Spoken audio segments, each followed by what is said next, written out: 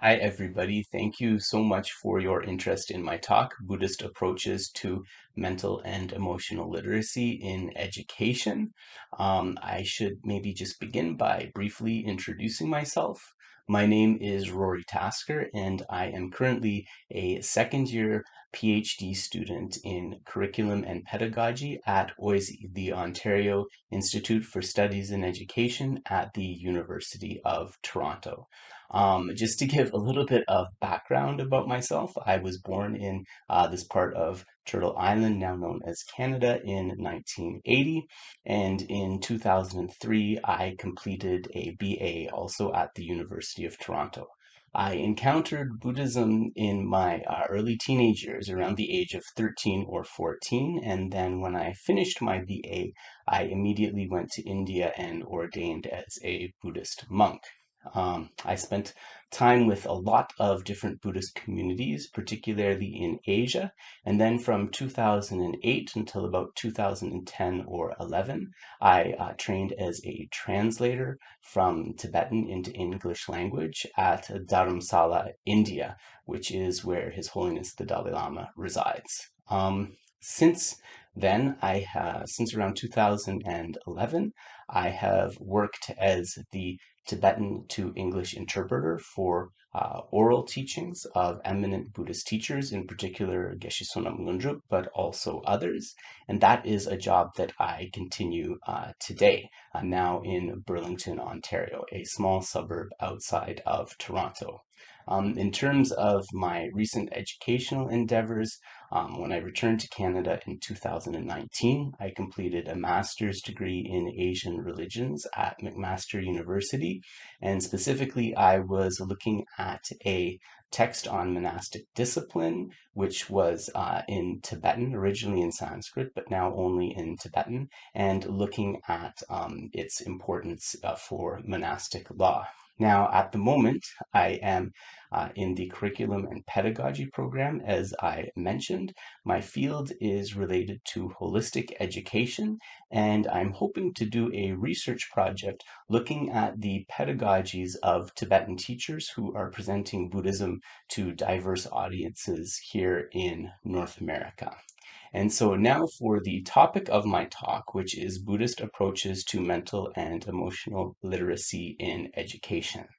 I want to begin with a little bit of a caveat, which is that although, I am appearing as a Buddhist monk in these Buddhist robes, and although the title of my talk is Buddhist Approaches for Mental and Emotional Literacy in Education, I am someone who very much respects the secular orientation of our public education system, which is really so important considering how multicultural and multi-faith our communities in North America and really many parts of the world have become. At the same time, for me, it's really important to kind of honor the roots of many of the contemplative practices that we encounter today that were rooted especially in the tradition of Buddhism, with which I am familiar, which is an Asian tradition.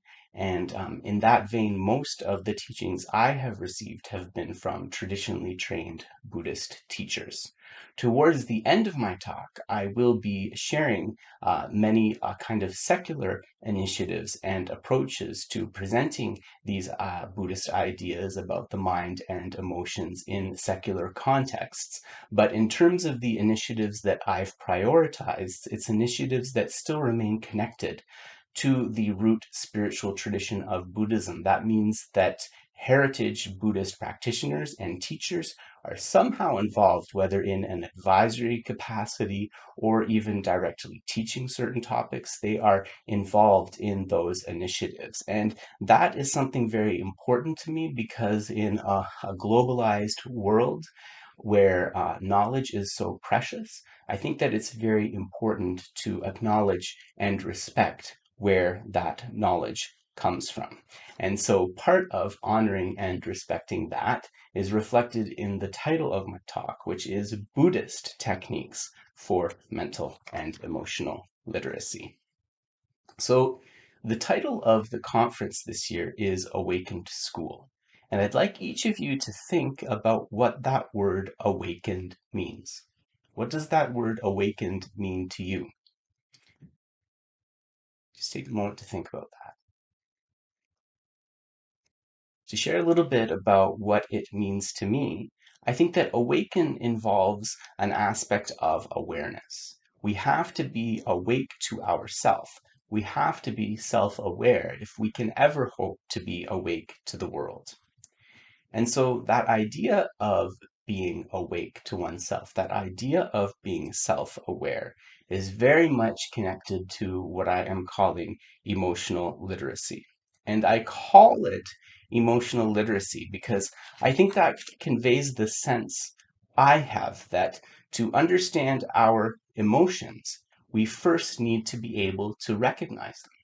We need to recognize our emotions instead of just following them, instead of kind of being on autopilot. We recognize those emotions just like as we become literate, we begin by recognizing the letters of the alphabet and then words and so forth. So that's why I've called it emotional literacy. So in Buddhism, the view of the human mind is that it is a space of vast potential, something that is both pure and luminous. You can think of it a little bit as like an empty canvas or maybe a raw piece of cloth. Whatever paint or whatever dye you add to that canvas or that cloth, because it is just completely plain, completely untouched, it will take on the hue of whatever color you want to add to it.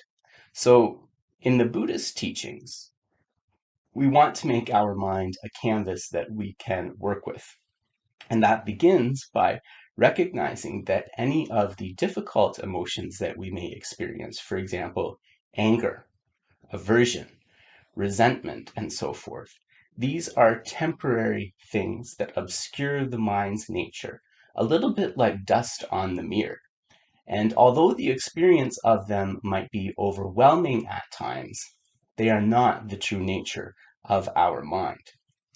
So an important thing to do is to be able to learn to recognize these difficult emotions when they arise and understand the process of how they arise. That's a key aspect of Buddhist psychology.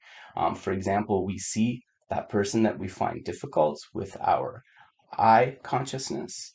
That image of that difficult person brings forth our concept of them and our memories of them. This brings forth a feeling of unsettledness and maybe a feeling of aversion. So we could break down the process in a very simple way like that.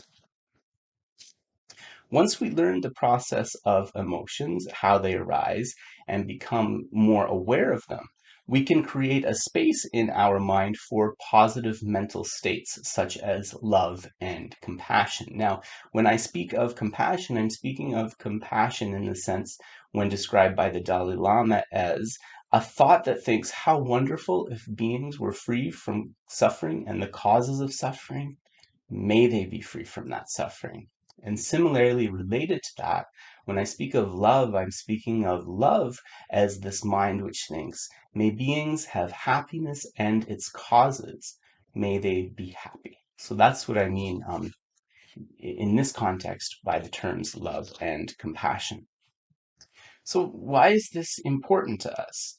So much of the work of good educators is kind of beyond the assessment-driven guidelines provided by governments and school boards. You know, when they form the curriculum, there's these benchmarks that you have to meet. And sometimes the curriculum is even driven by corporate interests. You know, who are the employers in the local area? And what type of skills do we need to teach the kids so that they can work at these various corporations? But I don't think that those type of concerns are why most people become teachers. I think a big part of why many people become teachers is because they are concerned with their students' happiness.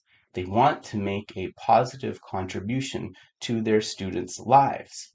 And this is why mental and emotional literacy are important, because emotional literacy can help students develop healthier and more social ways of being. And also, when the students are learning healthier, more balanced ways of being, they're developing the capacity to better connect and to better benefit others. And that is really my conviction about these principles. So, of course, because as educators we care about our students, we want to identify factors that may be preventing their flourishing. So a lot of the important work that is being done today is really concerned with these external barriers to the flourishing of students, identifying those external barriers. When we look at issues like racism, financial disparity, and embedded inequalities, it is really important to identify those inequalities and take steps to diminish them as much as possible in the hope of allowing students of any background, in the hope of allowing students from any segment of society the same opportunity to be able to truly flourish. And of course, we know that although that may be the ideal, in most places in the world today, we are falling really short. But in addition to identifying those important outer obstacles to flourishing, I would argue that it's also important to look at the inner obstacles. And this involves helping students develop tools to sort of cope with their internal world, with the world of the mind and emotions. Because if you don't present those tools of emotional literacy and awareness, if you don't teach students about the internal world of the mind, that lack of knowledge can also be a barrier to them flourishing, not only as a person of knowledge, but also just as a happy, well-balanced human being. As educators, one of the ways that we can present principles of emotional literacy, mindfulness, and compassion is by creating space. And we begin to create space by creating an intention. It's a very intentional thing. We think, I'm going to respond to things differently. I'm going to be more introspective in the way I'm present with the students. And I'm going to try a different way of doing things. So let me give you an example. Often there are conflicts arising, fights and so forth between the students.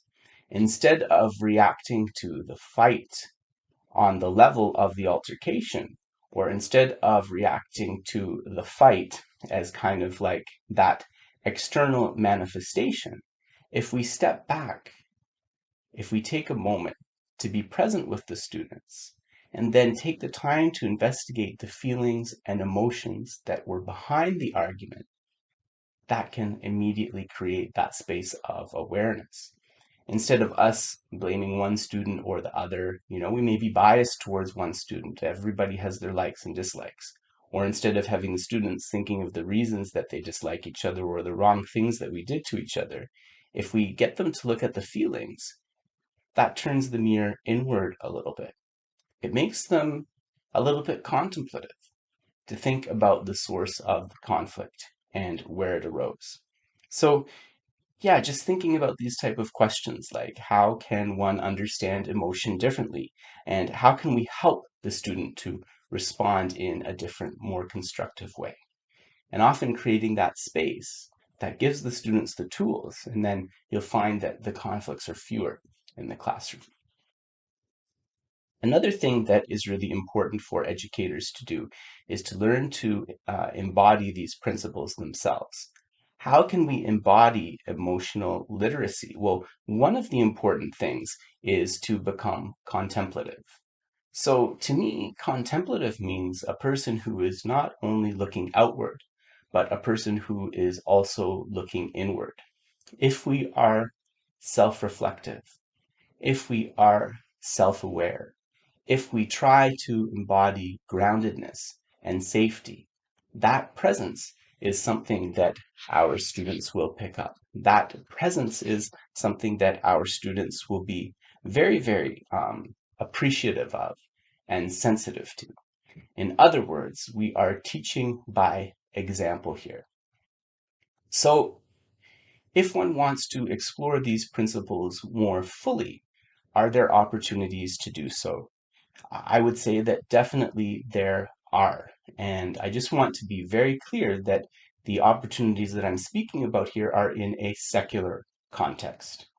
There's a lot of benefits to Buddhist mindfulness and meditation, but we want to present it in a way that is safe. There's been some criticism of intensive retreats and so forth, so that's not what we want to present in the classroom. What we want to present in the classroom is something that is practical, embodied, and safe for everybody, no matter what their beliefs are.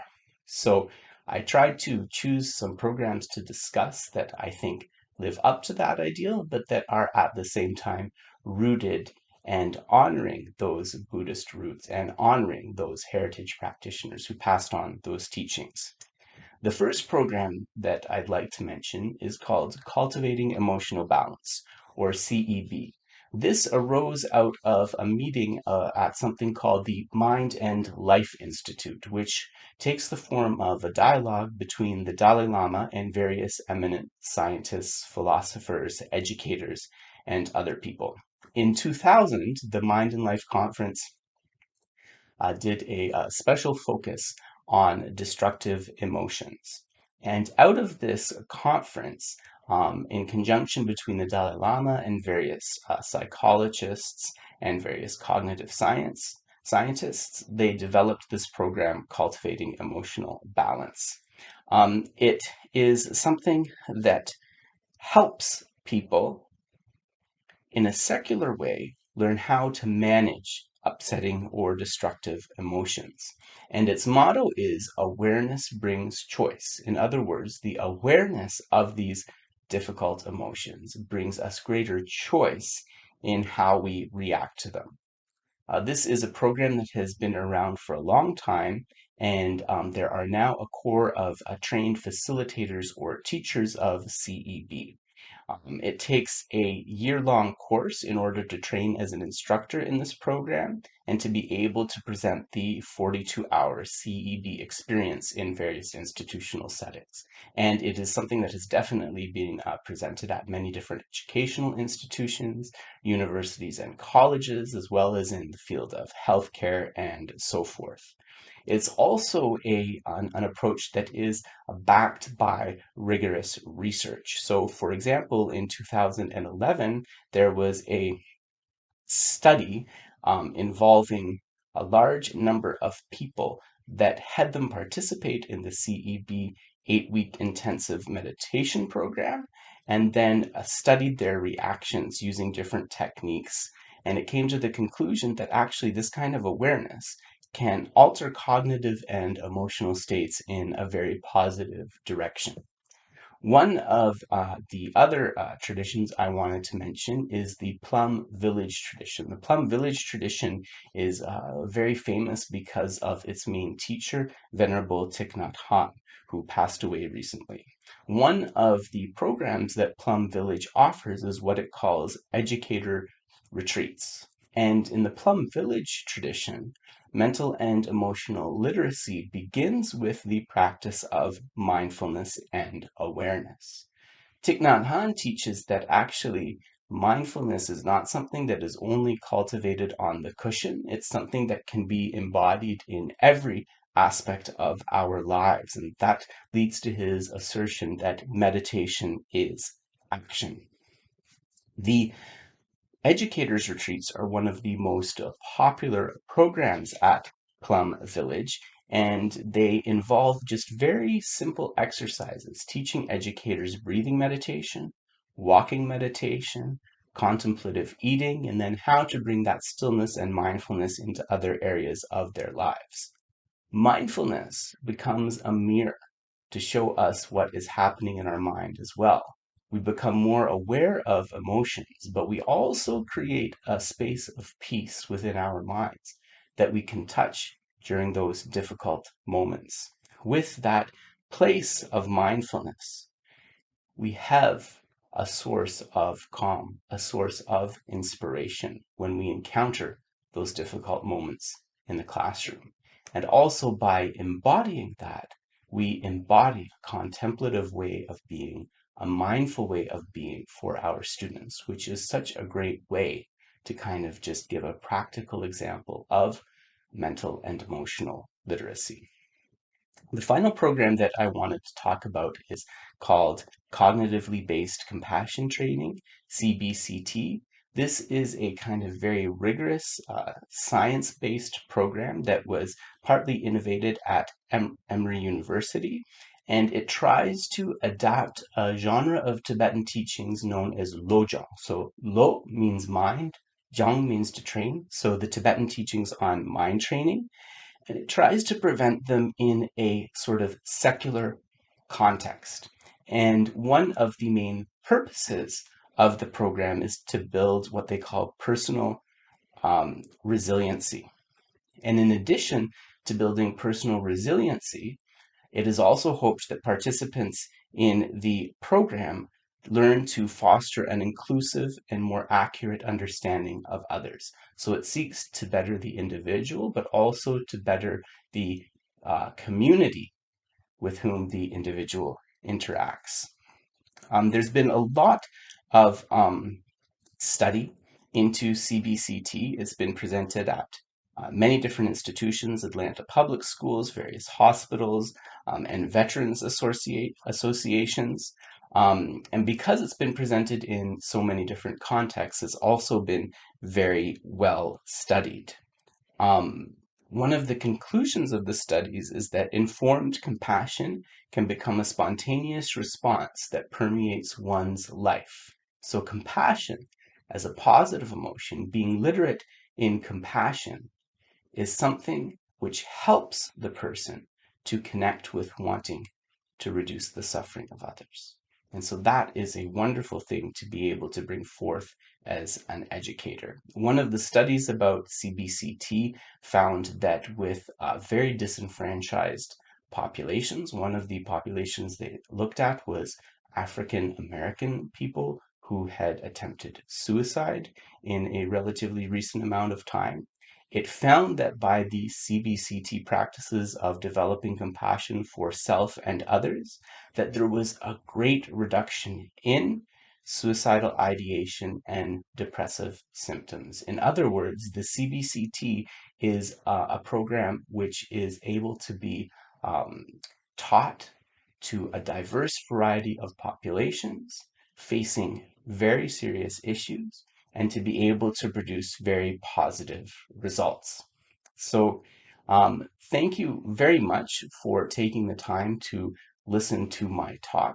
I hope that there have been a few things that are of interest, and I hope that maybe it has inspired you to think a little bit about the concepts of mental and emotional literacy and how you can bring that into your life in a way to improve both yourself as an educator and also to contribute to the positive emotional balance of your students. Thank you so much for listening.